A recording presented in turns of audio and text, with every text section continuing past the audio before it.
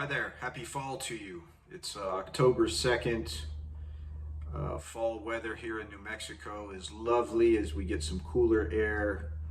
And I started thinking in terms of fall, what might be the practice area that we want to help our clients with as we start to wind down the year. And something that came to mind that I've been seeing a lot of lately is the concept of the drafting of a will and estate planning.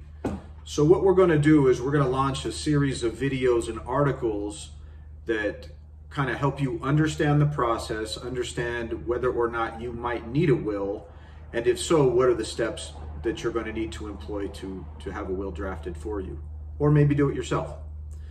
So the first video that we're going to do in this series, we're going to call it our Estate Planning and Wills University, is what is a will exactly? So a will is nothing more than a simple tool that allows you as the testator or testatrix, those are fancy words for person drafting the will. A testator is a man and a testatrix is a woman.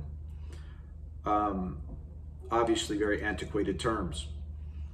But a will is a simple tool that allows you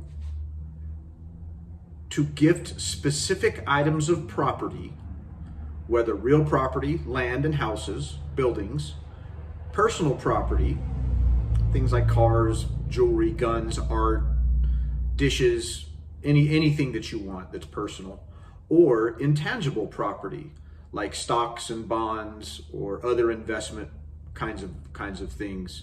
You can gift those things specifically to specific individuals. The second part of this video, and the last part, is what happens if you don't have a will. A lot of people come into my office and say, oh, I don't want my will to go to the state. Almost never does somebody's estate escheat. That means it goes back to the state. That almost never ever happens, and here's why. If you happen to pass away without a will,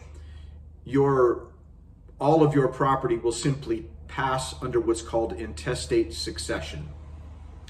That means there's a statute that says when you pass with no will, first it would go to your children. If you have no living children, it would then go to your parents. If your parents aren't living, it would then go to your siblings.